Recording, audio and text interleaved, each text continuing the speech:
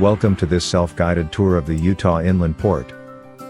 The Utah Legislature in 2018 created the Utah Inland Port, taking control of the land use of more than 1/5 of the land within Salt Lake City, as well as land in West Valley City and Magnet. In this bill, lawmakers gave almost all of the property tax revenue from this newly established port jurisdictional area to finance development by the unelected Utah Inland Port Authority, UIPA. The UIPA jurisdictional area is a whopping 16,000 acres. This land is entirely privately owned, mostly by real estate developers.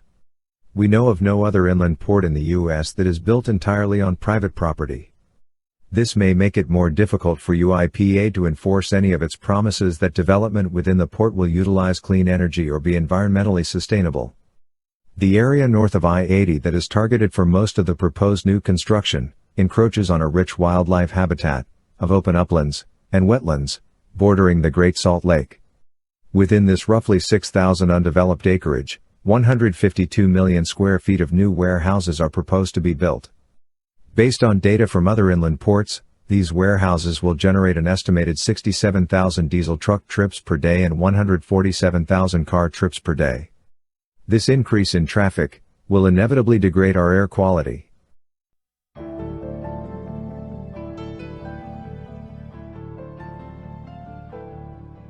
Let's start on I-80, passing the airport on our right. The new $4 billion Salt Lake International Airport is technically outside the port's jurisdiction, but it is a key part of the logistics infrastructure for the inland port. We have no data on the total amount of pollution that would be generated by the airport, but a recent study of the Los Angeles airport showed that it generated more pollution than the entire network of freeways in Los Angeles. Existing Amazon warehouses and the Amazon Fulfillment Center are along the 700 north border of the port area. 5 new warehouses have been built inside the jurisdiction and more are coming soon. Few details of UIPA are made public. The public has heard only vague promises that it will be the world's first green port. These Amazon warehouses, and the other new construction on our route, lack elements of environmental sustainability, like porous roads and parking lots, dark sky lighting, bird-safe buildings, and drought-resistant conservation landscaping.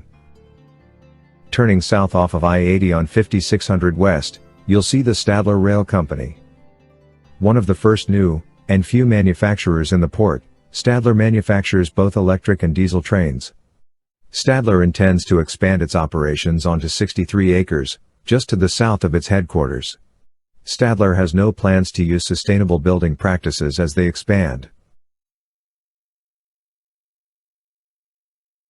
The Vobev Bottling Company opened its 1.2 million square feet of warehouses in 2021.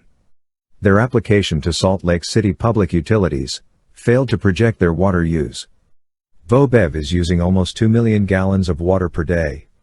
The City Council recently passed an ordinance limiting water consumption by new businesses to 200,000 gallons per day.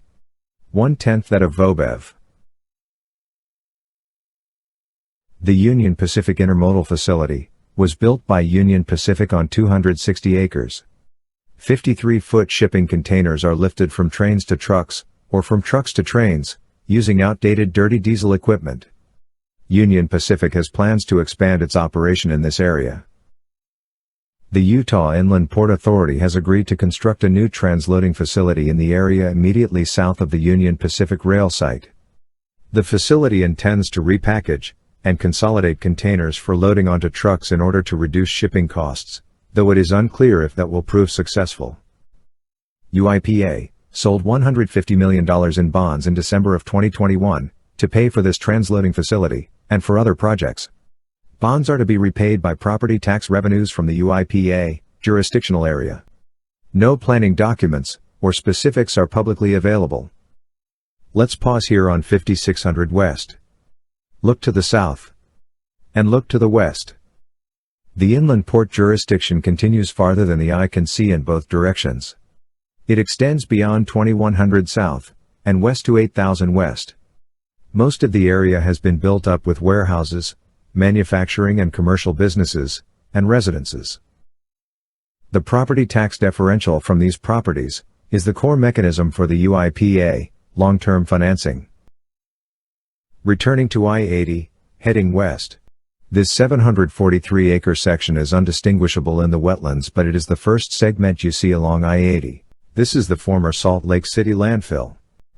It is now owned by the Utah School and Institutional Trust Lands Administration, or SITLA. Of course, it contains highly toxic wastes. SITLA intends to clean it up and sell it off in parcels for development. Traveling west, you'll see the area's open lands. From 5600 west to the Great Salt Lake, these vast open lands have been undeveloped for decades, despite developers' dreams. That's because wetlands are extremely hard to build on and are protected under the Clean Water Act. A permit from the U.S. Army Corps of Engineers is required for any development. In 1991, the Great Salt Lake was designated a Western Hemispheric Shorebird Reserve Site, where more than 10 million migratory birds rely on the lake for resting, nesting and refueling during their migratory journey. They also act as important buffers for flooding, and function as natural water quality filters. Most of the new warehouses and other projects are projected to be built here, which will destroy these wetlands and natural habitats.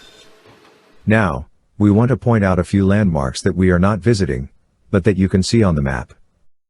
The Goggin Drain is an irrigation canal that parallels the port's northern border.